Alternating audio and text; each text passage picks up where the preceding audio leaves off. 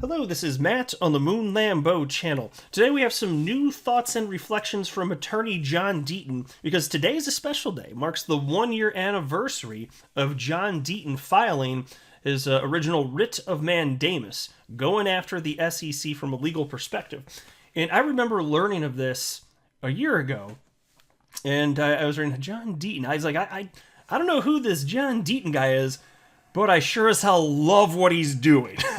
And so who would have known the degree to which he's become just endlessly impactful in such a positive way over the following years, or following year after filing the original Writ of Mandamus, and now officially being represented in the court case here on behalf of over 60,000 XRP holders. The degree to which this matters and is impactful, it's hard to overstate. It's absolutely incredible, and I feel comfortable speaking for everybody in the XRP community because I know we're all going to agree. We are endlessly thankful for what he has done. This is having a meaningful impact on the largest non-fraud SEC complaint brought against a company in decades and decades and decades. This is a big deal, and people's entire net worth in some instances it's at stake here. It truly is, and so I thought it would be fun to run through this thread. Now, in the interest of full disclosure, and again, I don't know that anybody cares. I actually haven't read the thread yet. I typically read, anything I'm going to cover, I read it first, but a couple things here. When it comes to John Deaton, I do not believe for a moment that I need to vet myself anything that he's putting out before I read it. I know John Deaton well enough at this point to know if he writes something and shares a thread, it's going to be freaking fire. And second, on top of that, given that I know that's the case, to be honest with you, it's a little bit late in the evening, and I'm feeling fine, but I am still sick, and it's probably time for me to go Betty Bye after this, frankly. I'm still recovering from my touch of the Rona, if you will. And so my brain's not thinking necessarily quite as clear as it was earlier this morning, but that's just the nature of, when you're getting over a sickness. So I just thought I'd mention that again. I don't even know if anybody cares, but some people I've just noticed on YouTube, even not even always crypto related, they'll be covering articles as if they had actually read the article, and as they're going through it, you can tell easily that they haven't. I just don't want to be one of those dudes. That's the only reason I'm even mentioning it. So that's it. But I want to be clear at the outset, I do not have a legal or financial background of any kind. I am not offering legal or financial advice, and you definitely should not buy or sell anything because of anything that I say or write. I'm just an enthusiast who enjoys making YouTube videos about crypto-related topics, but just as a hobby and just for fun. And so this is from attorney John Deaton, who is now blown up to this point 158,400 followers, so it's not like he needs my voice to expand his message, but even so, I'm going to use my platform to push it a little bit further in case there's anybody out there that otherwise would not have seen this, that's for sure. So I'm going to try and do my part to spread this even further here. But he tweeted this thread out just several hours ago. Here's what he wrote. Writ of Mandamus, a 1 year later thread. A year ago today, I filed a rarely used legal action versus the SEC, a writ of mandamus. Mandamus is a judicial remedy in the form of a court order to any government employee to do some specific act he/she is obliged under law to do. Like I said, it's a legal remedy that's not often sought. In fact, according to the DOJ website, quote, mandamus is an extraordinary remedy which should only be used in exceptional circumstances of peculiar emergency or public importance, end quote. After reading the 79-page complaint twice, I realized XRP itself, i.e. today's token, was being attacked by the SEC, and I knew what that meant for innocent XRP holders. I believed this case was one of those exceptional circumstances of peculiar emergency or public importance.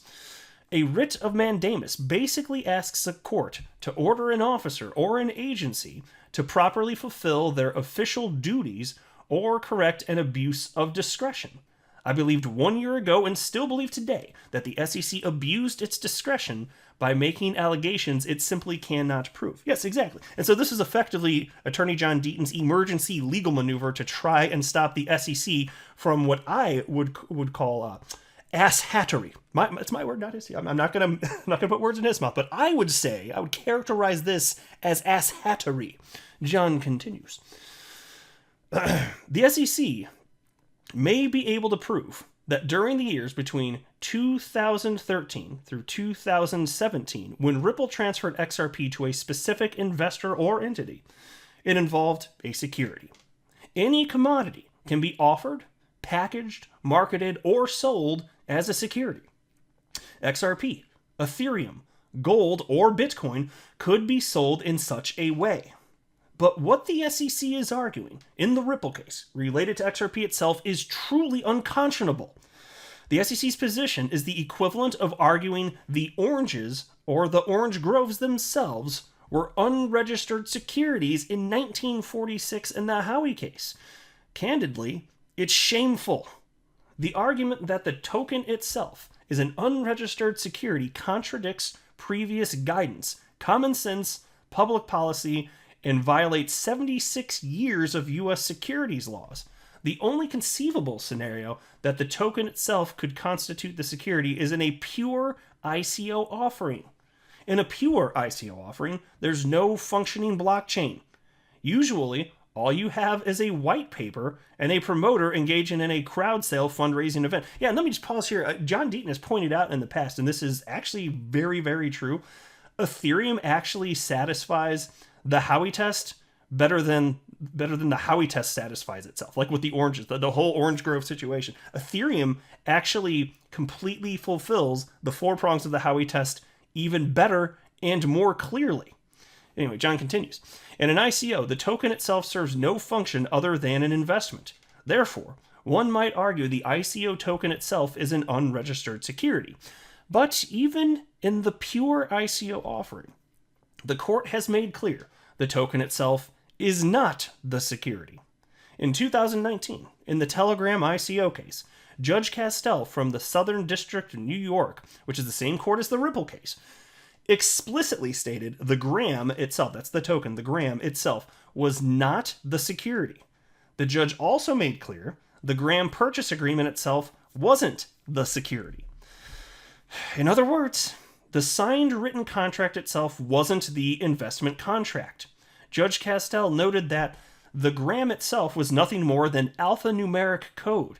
And by the way, I just paused a note, and I remember covering that when there was a moment within, time flies, within the last half a year, maybe it could have been a little bit further than that, but I remember when this information was widely being circulated throughout the XRP community, and I remember sitting there in part thinking, just being thankful that the judge, despite not everything in that case going in a way that was necessarily 100% logical, at least there was a recognition that it was just code, it was computer code, alphanumeric code, as cited right there, which is important, because as it turns out, precedents actually freaking matter.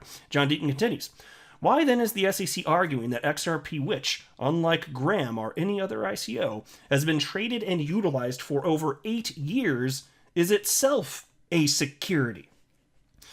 Even Hinman's Ether-free pass speech exempts the token itself. The speech reads as follows, and this is a quote.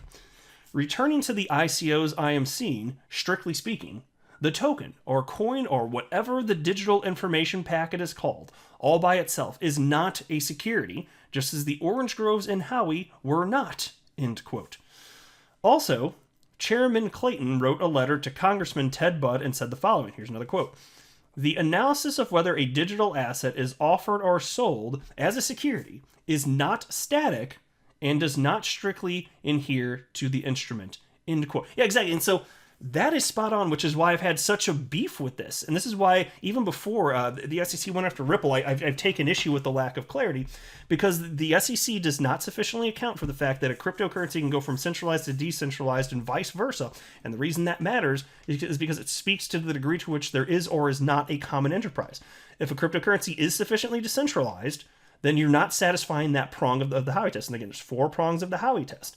And if you're not satisfying that prong, the whole thing falls apart. You can't just satisfy 1 or 2 or 3 of 4 prongs and say, well, there's 3 of them, that means it's security. No. You have to satisfy all 4, with them being number 1, investment of money, 2, with the expectation of profit, 3, with the common enterprise, and 4, on the efforts of others. You have to have all 4 of those. And so if you have a sufficiently decentralized crypto, then there can be no common enterprise. Ripple could go away and XRP continues to exist. That's a hard break right there. That's a hard line. Could not be more obvious. You don't need to have a legal background to understand such a simple concept. The assets at the SEC, they know this, but they are power-hungry, terrible people. That's what's happening right here. John Deaton continues. Clayton also agreed that a digital asset may be offered and sold initially as a security because it meets the definition, but may change over time if the digital asset later is offered and sold in such a way that it no longer meets that definition. Yet with XRP, the SEC argues XRP, including XRP traded in the secondary market independent of Ripple, are all securities from 2013 to today. Hester Peirce on Thinking Crypto YouTube channel told Tony that she was doing her best to get her colleagues away from viewing the token as the security. It's mind-boggling when you listen to Hester explain how she must remind her colleagues that the oranges were never the securities. Because the SEC chose to ignore the truth, its own previous guidance, and the law. I filed the Writ of Mandamus 1 year ago today, asking the court to order the SEC to amend the complaint to only allege what the SEC could actually approve. Let me just pause. I don't want to gloss over that. It's such a powerful statement when he wrote, it's mind-boggling when you listen to Hester explain how she must remind her colleagues that the oranges were never the securities. Imagine being in her position and be like, folks, you do understand that the orange itself, it's delicious from nature. That's it. That's like what you want. If this is actually the case, and this is why I'm kind of wondering, like the people she's persuading being like, hey, orange is not securities, which is a powerful way to word it, what John Deaton just did there. I am still left wondering, like, do they really not know that though? Because I could be wrong, I'm just speculating here, but I kind of suspect that they know that position is wrong, but they're just doing whatever the hell they want to do anyway, because they're asshats and terrible people. That's what it looks like to me, anyway. Because I don't think they're actually stupid. But, so maybe it's more like Hester was saying that as a reminder to get them to stop behaving like asshats. Maybe that's a better way to... I don't know, folks. I don't know. I'm just spitballing here. I'm just thinking through it in real time here. Anyway, John continues. Excuse me. It was an unconventional move. So he's talking about him filing the writ of mandamus. It was an unconditional move, and several lawyers on social media made fun of the writ and took shots at me for filing it. They argued the writ was bizarre and would never be successful. But today, I still believe in it. The SEC absolutely lacks the good faith to stand up and argue that the XRP you or I purchased off Coinbase between February 2019 and January 2021 is an unregistered security. And don't forget, in January 2019, Coinbase, along with its sophisticated and experienced securities lawyers, met with the SEC and informed the SEC that Coinbase determined 2019's XRP not to be a security, and unless the SEC stated otherwise, Coinbase was listing XRP the next month. The SEC gave no reason for Coinbase to hesitate, and on February 28, 2019, Coinbase listed XRP and began actively trading it. But 22 months later, the Clayton/Hinman-led SEC, despite their comments to the contrary, claimed all XRP are securities. As Clayton and Hinman stated, even if XRP started out meeting the definition of a security in 2013, 2020's XRP is not 2013's XRP. And pause. I'll just mention it briefly here for those of you that may not have heard me say it. I'm just an intellectually honest person, and I stated that I had reservations about the way that XRP came to be. Not that, again, and I'm not stating that it was a security. What I pointed out, and it was before the SEC brought a complaint against Ripple. And I said it even though I was like, well, I don't know if everybody in the community is going to want to hear this, but here's what I think, which is that it could be viewed as a loophole what they did. Because XRP was created, and then the same people that created it started Ripple the company. And that's just truth, though. Like, you know me, XRP is my number one holding. And still, I jumped in 2017, I was like, well, looks like the SEC doesn't give a flying F word, right? And also, it's sufficiently decentralized at this point, right? So how could it possibly be security? Just a couple big reasons right off the top. And so I was like, okay, well, I'm good then. I don't have a problem with it. It's just, and what I chalked it up to primarily, it's just like, you're talking about the advent of a brand new technology, and there wasn't sufficient clarity. So it's not that I'm even coming after Ripple like in some sort of harsh way and claiming that. I'm just acknowledging that the landscape was very uncertain back then.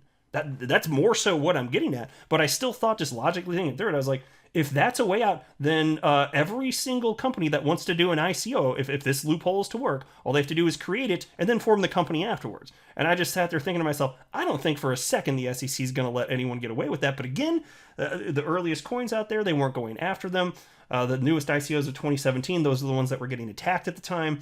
And so I looked, at the time at least, as though the legacy coins from back in the day, including XRP, they just weren't going after them, including Ethereum, actually. So that's like the way that I was looking at it. Because what can you do as an outsider like myself? And that's the way I was looking at it here. But again, even like John's saying, like, even if you could make the argument that the earliest days of XRP, like that XRP being traded, was a security, I'm not even ceding that point. But even if you believe that, today's XRP most certainly, unquestionably, is not a security. Anyway, John continues.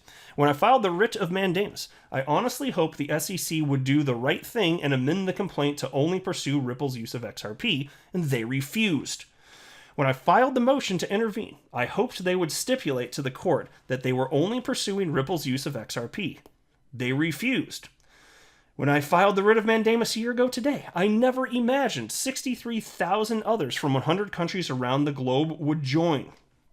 Every crypto holder, including Ripple/XRP haters, should be outraged over the SEC's handling of this case. That's why over 1,500 non-XRP holders have joined the fight. As I've said, you don't have to root for Ripple or its executives to recognize what the SEC is doing wrong. Golf clap for Mr. Deaton, everybody. Fantastic. See, I told you, I knew I didn't need to vet this damn thing. Everything he writes is pure fire and actually absolutely 100% on point. Wow, crazy to think it's been one whole year. And I was just thinking back, and again, like I said at the outset of the video, just thinking back to when I first came across John Deaton. And my gosh, it's been quite the journey here. I'm so thankful he's doing what he's doing. He doesn't have to do any of this. He's just doing it. He's not like getting some sort of financial reward of all this. He just has the fire in him to take care of this. And it's so meaningful and such an important case. And just to see the degree to which he's been embraced by the XRP community. And again, that's why he's got the huge following that he has. Well freaking deserved, for damn sure. I love seeing this. And so it was just kind of fun thinking back to, a year ago when I was like, who's this John Deaton guy? And still, by the way, from the get-go, I was like, oh yeah, I like this guy. I was like, yup. I was so glad somebody was doing something. My gosh. Man, what a journey it's been. And the most important stuff is yet to be seen. Might end up seeing this month. The judge in the case rule on the fair notice defense. It's one of the things I'm most curious about. And if that happens, I'm still optimistic for settlement much sooner than later. If not, I have a hard time believing that justice won't be done, because you'd have to be, in order for this not to go well for XRP holders, I don't know how could that even happen? I mean, because I'm telling you, anybody coming in looking at the facts just as an unbiased party, 99.99999% of people that come, like, just taking the facts, are unbiased, they don't have a dog in any fight in crypto or anything, they're going to come to the same conclusion that we have. The only people that think the SEC are right work at the SEC right now. The only exception to that would be Ethereum co-founder Joe Lubin. He also thinks that this makes sense. That's it, though. That's it. The SEC lawyers employed there right now, and Joe Lubin, that's pretty much it. And so if this isn't favorable for XRP holders in the end, I'd be extremely upset. I don't know what the next step would be, but I don't see that happening. I don't think that's the most, anything, like, it could happen. I'm not pretending it couldn't, but I don't think that's probable. It's crazy we have to have this conversation, but hey, after this is all said and done, XRP is going to be the only large cap cryptocurrency with complete regulatory clarity. And what do you think that's going to mean in terms of price action? Well, we're going to find out together, aren't we? Because this thing's probably within several months, according to attorney Jeremy Hogan, by the way, within several months, one way or another, we're going to have finality, unquestionable finality. I'm not a financial advisor. You should not buy or sell anything because of anything that I say or write. That would be a very, very, very bad idea. Until next time, to the moon, Lambo.